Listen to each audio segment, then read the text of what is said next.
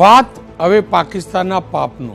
જી હા, પાકિસ્તાન છેલ્લા કેટલાક સમયોથી આર્થિક રીતે કંગાળ થઈ ચૂક્યું છે અને ભારત સામે આંખ ઊંચી કરવાની તેની હિંમત નથી। આ સંજોગોમાં પાકિસ્તાન અને પાકિસ્તાન પ્રેરિત માફિયા ભારતના યુવા ધનને બરબાદ કરવા માટે છેલ્લા કેટલાક વર્ષોથી દેશની જમીની હોય કે સમુદ્રી સરહદ તેનો ઉપયોગ ડ્રગ્સ ઘુસાડવા માટે કરી રહી છે। પહેલા પાકિસ્તાન પંજાબની સરહદનો ઉપયોગ કરતું હતું, તો હવે ભારતની ગુજરાતની સમુદ્રી સરહદનો ઉપયોગ કરી રહ્યું છે। આપણે સતત છેલ્લા કેટલાક સમયથી સમાચાર સાંભળતા આવ્યા છીએ। આપણી સુરક્ષા એજન્સીઓની સતર્કતાના કારણે પાકિસ્તાનની એક નહીં અનેક ખેપ આવી પકડાઈ છે।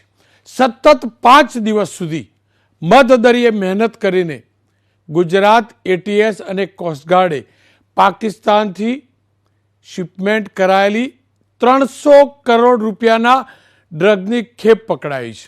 એટલું જ નહીં, લાંબા સમય બાદ એવું થયું છે કે આ જે માફિયા હતા તેમની પાસેથી હથિયાર પણ મળ્યા છે। આપ એ બોર્ડ જોઈ શકો છો, જેની અંદર હથિયાર સાથે પાકિસ્તાનના માફિયાના પંટર કે ફોલ્ડર કે કેરિયર ડ્રગ્સ લઈને ભારતમાં ઘૂસવાનો પ્રયાસ કરતા હતા। ડ્રગ્સ માફિયા હાજી બલોચ પાકિસ્તાનનો છે, તેની આ ખેપ હતી। પાકિસ્તાનના ગ્વાદર પોર્ટથી બોટ રવાના થઈ ડ્રગ્સનો જથ્થો ગુજરાતના સલાયા બંદરે આવવાનો હતો તેવી જાણકારી એટીએસને મળી। કોસ્ટગાર્ડ સાથે સંયુક્ત ઓપરેશન થયું અને એના જ કારણે અલ સોહેલી નામની બોટ પર સવાર 10 પાકિસ્તાની પકડાયા છે। બોટમાંથી 40 કિલો માદક પદાર્થો મળ્યો છે, સાથે 6 વિદેશી હથિયાર, 12 મેગેઝીન, 120 કારતૂસ પકડાઈ છે। સતત 5 દિવસ સુધી દરિયાની અંદર આપણી આ ટીમે, આપણા જાબાજોએ મહેનત કરી છે અને એ જ કારણ રહ્યું કે દેશની સરહદમાં આ મોતનો સામાન ઘૂસે તે પહેલાં પકડાઈ ચૂક્યો છે। સૌથી મોટી વાત એ છે કે 2021ની અંદર જેટલું ડ્રગ્સ પકડાયું હતું તેનાથી 3 ગણું ડ્રગ્સ પકડવામાં આપણી એજન્સીઓને સફળતા મળી છે। 2021ની અંદર 63 કેસ થયા હતા અને 38 પાકિસ્તાની આરોપીઓની ધરપકડ થઈ હતી।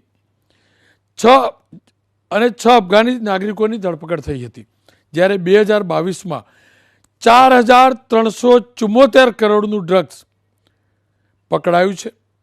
63 આરોપીઓની ધરપકડ થઈ છે। ઘણી મહેનત થતી હોય છે, જીવના સટોસટની બાજી લગાવીને આપણી એજન્સીઓ ડ્રગ્સ પકડે છે। દર વખતે સવાલ ઉઠે છે કે આ ડ્રગ્સ ગુજરાતમાં જ કેમ, પરંતુ જવાબ એ છે કે ગુજરાત પકડે છે, દેશની સરહદ અલગ અલગ રાજ્યોમાં ડ્રગ્સનો વ્યાપ વધે, ડ્રગ્સ પહોંચે એ પહેલાં આપણી એજન્સીઓ સમુદ્રની વચ્ચેથી પકડે છે અથવા તો સમુદ્ર કિનારેથી પકડી લે છે। અને એટલે જ સૌ પ્રથમ તો ડ્રગ્સ પકડનારી તમામ એજન્સીઓ, એ તમામ એજન્સીઓ સાથે જોડાયેલા અધિકારીઓ કર્મચારીઓને સલામ, પરંતુ જાણવું જરૂરી છે પાકિસ્તાનની આ નજર કેમ છે। અને સૌથી મોટી વાત, મધદરિયે આ પ્રકારના ઓપરેશન કરવાના, આપ જાણો છો અગાઉ ફાયરિંગ પણ થઈ ચૂક્યું છે। કેટલું મુશ્કેલ હોય છે। મારી સાથે કે પટેલ સાહેબ જોડાયા છે। કે પટેલ સાહેબ એટીએસમાં ડીવાયએસપી છે। પટેલ સાહેબ, આપનું સ્વાગત છે। આપની ટીમ, કોસ્ટગાર્ડ, તમામને અભિનંદન। મારે એ જ જાણવું છે, આ ખેપ પકડવામાં સફળતા કેવી રીતે મળી? કેટલું મુશ્કેલ હતું આ ઓપરેશન?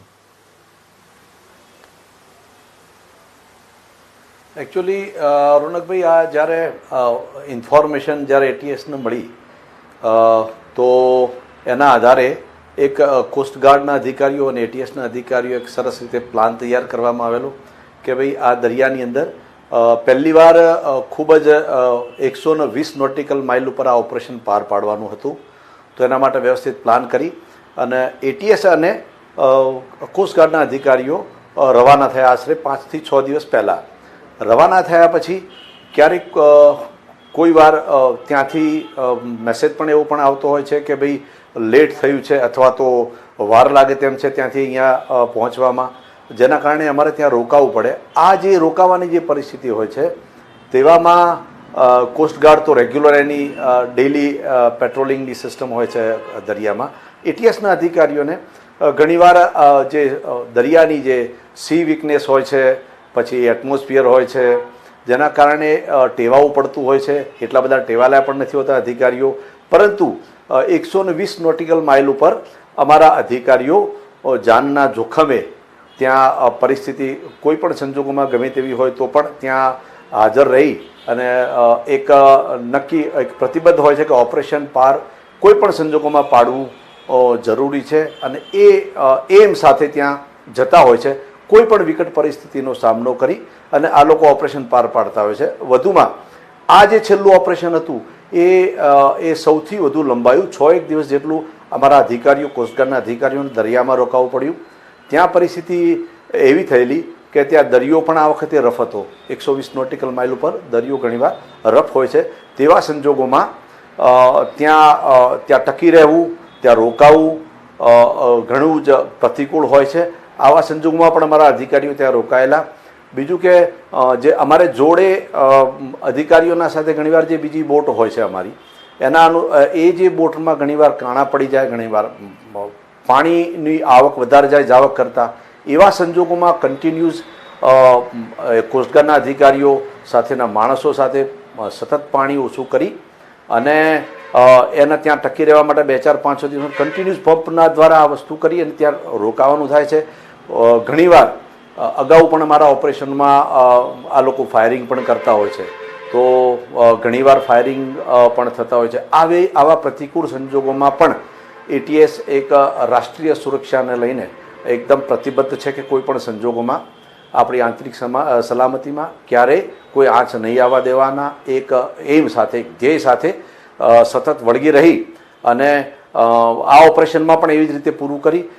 વચ્ચે 4 દિવસ પછી મેસેજ એવા મળે કે ભાઈ કદાચ એકાદ દિવસ લેટ થયું છે, તો પાછા આવી અને પાછા ફરીવાર તૈયારી સાથે તરત જ પાછા દરિયાકાંઠેથી જ પાછા પહોંચી ગયા અને આ ખૂબ જ સુંદર રીતે ઓપરેશન સરસ રીતે પાર પાડ્યું. ઘણીવાર ફાયરિંગ પણ કરવું પડ્યું, તો આ વખતે પણ ત્યાં ફાયરિંગનું પરિસ્થિતિ ઊભી થયેલી, જેના કારણેથી આ લોકોને કંટ્રોલ કરવા માટે ત્યાં ઘણીવાર આ લોકો લાઇટની ખબર પડી જાય, રાત્રે મધદરિયે રાતે ઓપરેશન થતું હોય તો આ લોકો ફેંકી દેતા હોય છે, માલ પણ ફેંકી દેતા હોય છે, પોતાના ફોન્સ પણ ફેંકી દેવાના આગળ બનો. એવા સંજોગોમાં એમના કોમ્યુનિકેશનના સાધનો પણ અટકાવવા પડે છે. તાત્કાલિક આ લોકો ત્યાં એ લોકોની PMSAની બોટો ના બોલાવી લે. એના અનુસાર તમામ પરિસ્થિતિની ધ્યાન રાખી અને એટીએસના અધિકારીઓ અને કોસ્ટગાર્ડના અધિકારીઓએ ખૂબ જ સુંદર રીતે આ ઓપરેશન પાર પાડ્યું છે. વખતે એક જ સવાલ ઉઠે છે કે ગુજરાતની બોર્ડર ઉપરથી જ કેમ પકડાય છે અથવા ગુજરાતમાં જ કેમ પકડાય છે? એકચ્યુઅલી આ ડ્રગ્સ અત્યાર સુધી જેટલા પણ પકડાય, જેટલી પણ ખેપ પકડાઈ, ધ્યાનમાં શું આવ્યું? કયા કયા રાજ્યોમાં ડ્રગ્સ જવાના હતા? કારણ કે દર્દ થાય છે જ્યારે ગુજરાત ઉપર આરોપ લાગે છે. ગુજરાતમાં કન્ઝમ્પશન થતું હશે માની લીધું, પણ એવું તો નથી ને કે આ બધું ગુજરાતમાં જ આવતું હતું, કારણ કે આપણી ઉપર વારંવાર આ જ સવાલ ઉઠે છે.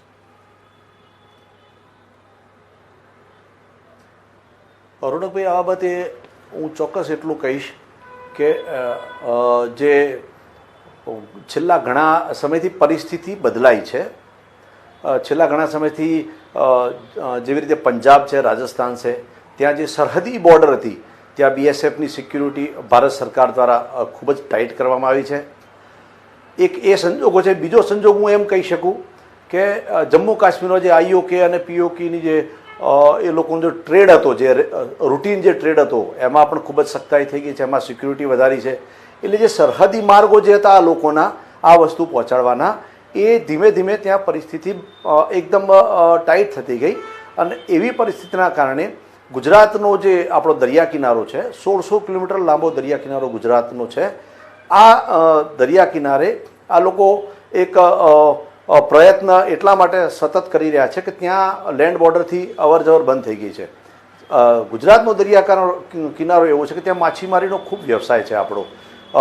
ગુજરાતના માછીમારો અને ત્યાં પાકિસ્તાનના ઘણા બધા માછીમારો ત્યાં રૂટીનમાં દરરોજ ભેગા થતા હોય છે માછીમારી માટે. ઘણા બધા એરિયા એવા છે કે જ્યાં રૂટીનમાં સામાન્ય રીતે આ લોકો ભેગા થતા હોય છે, 5-5, 6-6 દિવસ, અઠવાડિયું રોકાતા હોય. એવા સંજોગોમાં આ રૂટ એ લોકોને પ્રયત્ન કરે છે આ લોકો કે કદાચ અહીંથી આપણે સફળ થઈ જઈએ તો એના માટે થઈને આ લોકો આ બાજુ એ પ્રયત્ન સતત ચાલુ રાખેલું, પરંતુ ગુજરાત એટીએસ અને ગુજરાત સરકાર દ્વારા આ વસ્તુની એક ચોક્કસપણે સક્રિય અને સજાગ છે કે કોઈ પણ સંજોગોમાં આ વસ્તુને અહીં થઈને અમે પાસ થવા નહીં દઈએ. જ્યારે જ્યારે પણ આ લોકોએ પ્રયત્ન કર્યો છે અમે 100% સફળ થયા છીએ. ગમે તેવી પરિસ્થિતિમાં પણ અમે એ વસ્તુને પકડી લીધી છે. અત્યાર સુધી અમે એટલા માટે સજાગ રહ્યા છીએ કે 100% આશંકા હતી કે ઘણીવાર આ લોકો ડ્રગ્સના ઓથા હેઠળ એક રાષ્ટ્રીય સુરક્ષા અને હાનિકારક થાય એવા દારૂગોળો કે હથિયારો કે કોઈ પણ જાતનું આ લોકો મોકલવાનો પ્રયત્ન કરશે જ એવું ગુજરાત સરકાર અને એટીએસનું ચોક્કસપણે માનવું હતું. એવા સંજોગોમાં એટીએસ સતત રાત દિવસ જાગી અને એનું ઇન્ફોર્મેશનનો જે સોર્સ ઊભા કર્યા છે એના કારણે થઈ અને આ એક એક વસ્તુને આપણે પકડી પાડી છે. કોઈ પણ ક્યારેય એમને અહીંથી પસાર થવા દેવામાં એટીએસ અને ગુજરાત સરકાર સફળ ક્યારેય એમને સફળ થવા દીધા નથી એ લોકોને. એટલે ગુજરાતમાં જે રૂટ આવે છે એનો મતલબ એવો નથી કે સતત અહીંયા વધારો આવે છે. ગુજરાત સતત એને પકડી પાડ્યું છે. જ્યારે જ્યારે પણ એ લોકો પ્રયત્ન કરે છે અમે ચોક્કસપણે એને રોકી શકીએ છીએ. 100% એને રોકી લેવામાં પણ આવ્યું છે અને સફળ જ થયા છીએ આપણે. પટેલ સાહેબ, આપનો ખૂબ ખૂબ આભાર આપ અમારી સાથે જોડાયા બદલ. 100 વાતની એક વાત, ગુજરાતના દરિયા કિનારાનો ઉપયોગ કરવાનો પાકિસ્તાની આ માફિયાઓ ચોક્કસથી પ્રયાસ કરે છે, પરંતુ એટીએસ અને કોસ્ટગાર્ડની આ મહેનત છે જેની દેશે સરાહના એટલે કરવી જોઈએ કે આ ડ્રગ્સ અલગ અલગ પ્રદેશોમાં જવાનું હોય છે. અને એવા ભૂતકાળમાં દાખલા બન્યા છે કે દિલ્હીમાં પણ પહોંચેલા ડ્રગ્સને પકડાવવામાં આપણું ગુજરાત એટીએસ સફળ થયું છે. પટેલ સાહેબ, આપનો ખૂબ ખૂબ આભાર. ખેર, આખું ષડયંત્ર કેમ ચાલે છે, પાકિસ્તાનને શું ઇન્ટરેસ્ટ છે જાણવું જરૂરી છે. મારી સાથે મોનિશ ભલ્લા જોડાયા છે, પૂર્વ ઓફિસર છે એનસીબીના. સાથે જ આફતાબ મુંગેરી જોડાયા છે, વરિષ્ઠ પત્રકાર છે પાकिस्तानના. બંનેનો खूब खूब स्वागत है. मोनिश भाई, क्योंकि आफ्ताब भाई भी जुड़े हैं, मैं हिंदी में बात कर लूँगा. मोनिश भाई, क्या वजह रही पाकिस्तान इस प्रकार की हरकतें अब बढ़ाने लगा है?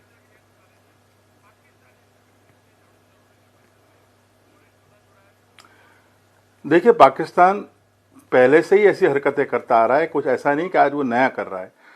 पर एक चीज़, मैं भी हिंदी में बात करता हूं आपके साथ, एक चीज़ हमको ध्यान रखनी चाहिए कि जब भी हमारा पड़ोसी डिस्टेबलाइज होता है या वहाँ पर कोई स्टेबल गवर्नमेंट नहीं होती, जिस तरह से आज पाकिस्तान का हाल है कि जहाँ पर इंटरनल इश्यूज पाकिस्तान के इतने हैं कि अगर उसको कोई डाइवर्ट करना है तो ऐसा ही कुछ काम करना है. ठीक है, तो ये अगर पड़ोसी हमारा डिस्टेबलाइज्ड है, पड़ोसी हमारा स्टेबलाइज नहीं है, वहाँ इंटरनल इश्यूज हैं, तो ये इश्यूज दूसरे देशों में, इंडिया में हमारे वो बढ़ाएंगे. और ये हम काफ़ी टाइम से ऑब्जर्व कर रहे हैं. अनफॉर्चुनेटली इस बार जो हमने देखा, शायद मेरे ख्याल से कई दशकों के बाद हमने आर्म्स भी साथ में देखे हैं, जो बहुत ही चिंता का विषय है.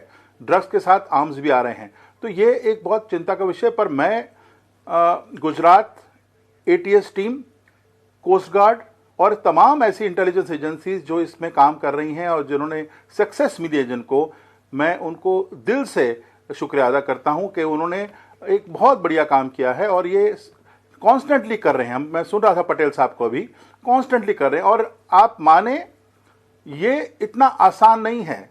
हम तो इसमें से गुजरे, हमने देखा है, हमने काम किया है.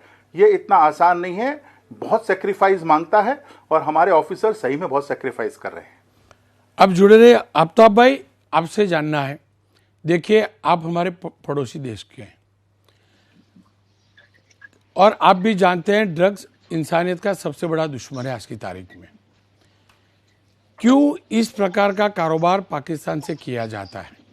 पाकिस्तान से भेजना है, व्यापारिक कारोबार करना है, अच्छी चीज़ों को भेजिए, अच्छी चीज़ों को लेकर जाइए, ये भी तो कर सकते हैं.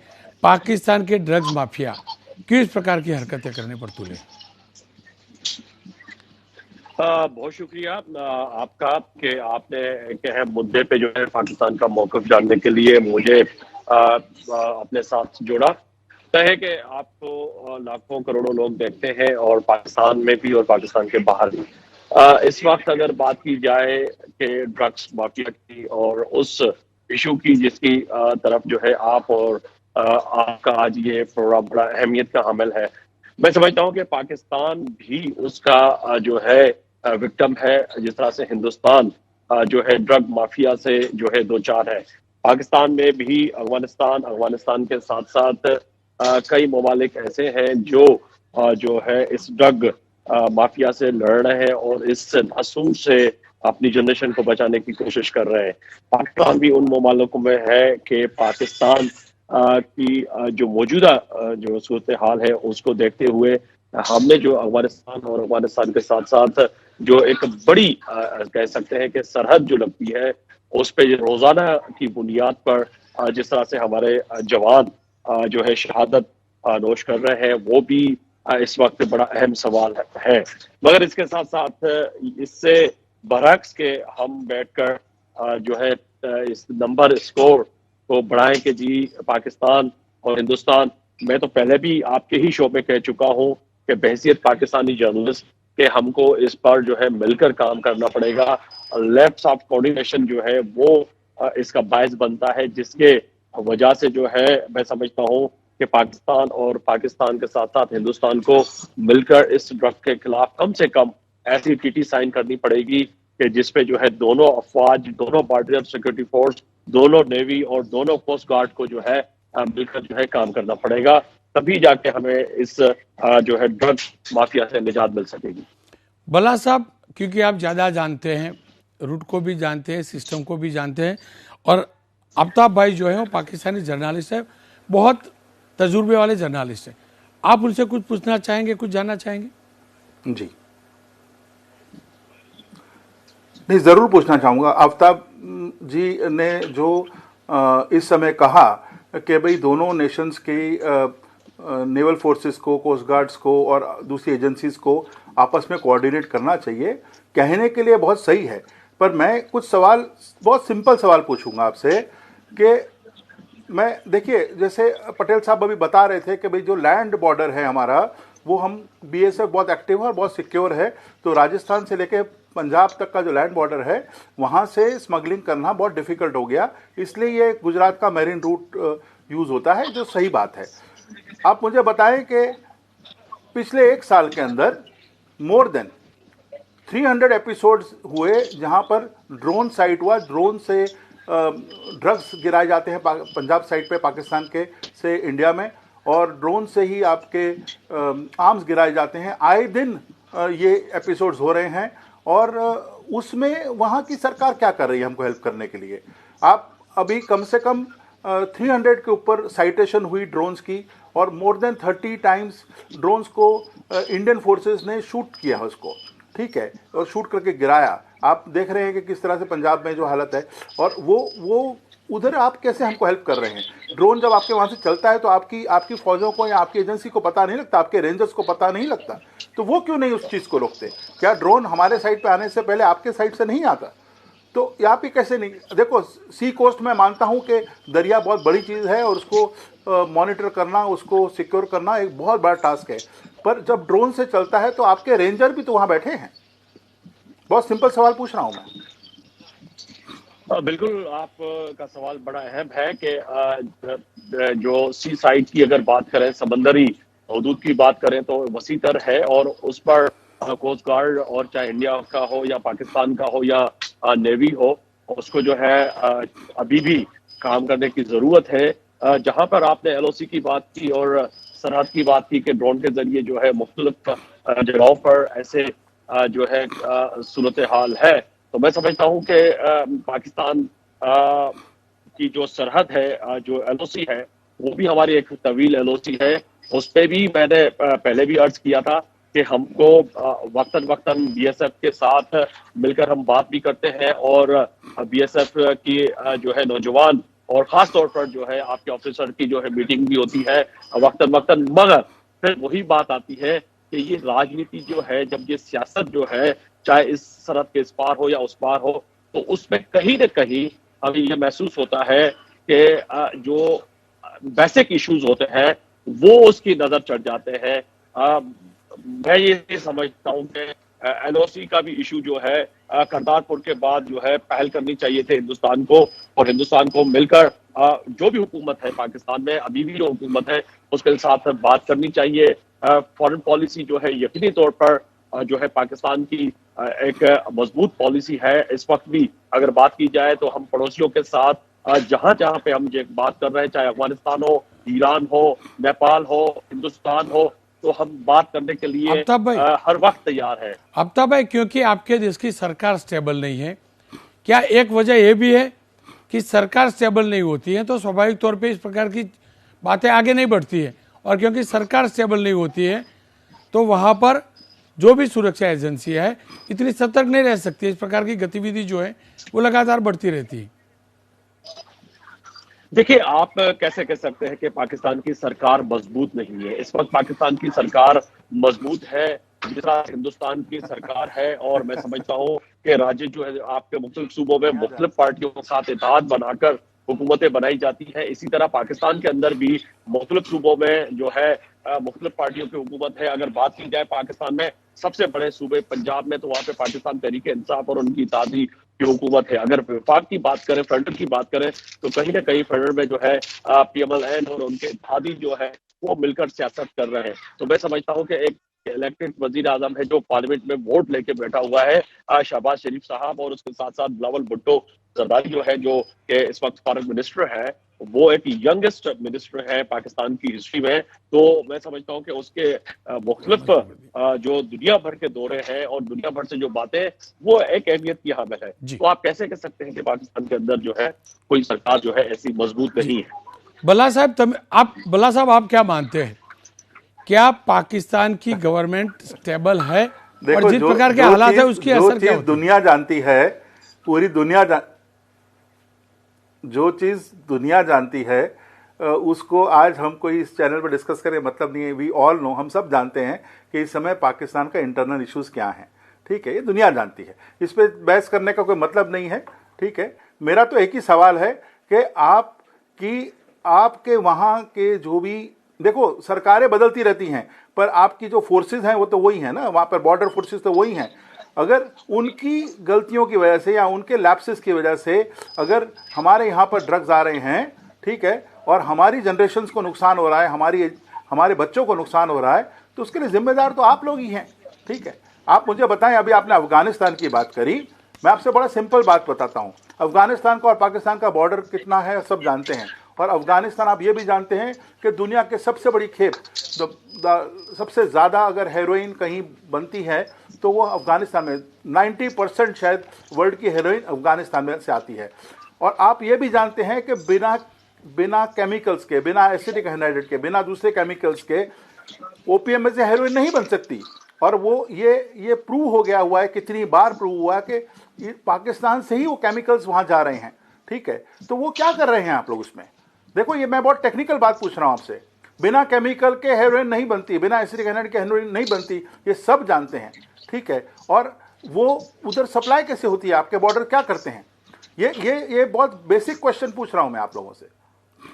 आफ्ताब भाई जी, देखिए, इन्होंने जो सवाल उठाया अपनी जगह पे वो बड़ा अहम है कि हमारी सरकार या आपकी सरकार जो भी हो, वो वक्तन वक्तन यकीनी तौर पर इलेक्टेड गवर्नमेंट, चाहे पार्लियामेंट के अंदर बीजेपी आए या कांग्रेस आए या कोई और जमात आए, इसी तरह से पाकिस्तान के अंदर भी कोई भी सियासी जमात आए, मगर यकीनी तौर पर जो एलओसी है, जो अफवाज है, चाहे वो हिंदुस्तान,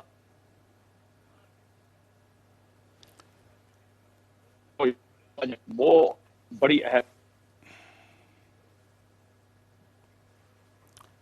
आफ्ताब भाई कम्युनिकेशन टूटी चुकी है। बल्ला साहब, अंत में आप कुछ कहना चाहेंगे, कब हाँ जी, ये रुक सकता है, कैसे हालत में रुक सकता है? जी, देखिए, ये तो देखो, इनकी तरफ से तो रुकने वाला नहीं है। हमें ही करना है जो करना है, हमें ही अपने घर को दुरुस्त करना है, हमें ही अपना जो हमारा गुजरात एटीएस काम कर रही है, जैसे कोस्ट गार्ड्स काम कर रहे हैं, जैसे DRI काम कर रही है, जैसे नारकोटिक्स कंट्रोल ब्यूरो काम कर रहा है, जैसे NIA काम कर रही है, हमें ही अपनी एजेंसीज को और दुरुस्त और सिंसियरली जो एफर्ट्स हैं वो बढ़ाने हैं। प्लस दूसरी बात, मैं इस चैनल पे आपको ये फिर से एक चीज़ को फिर से पहले भी कह चुका हूँ, आज फिर से कहता हूँ मैं कि जब तक इस साइड में कोई लेने वाला या उनका कांटेक्ट नहीं हो तब तक उस साइड से कोई भेजता नहीं है। आप समझ रहे हैं मैं क्या कह रहा हूं? जब तक हमारे यहां का कोई, जिसको बोले जयचंद ना हो इधर, जब तक यहां का कोई एंटी नेशनल एलिमेंट इन्वॉल्व ना हो तब तक उधर से इधर चीज नहीं आ सकती।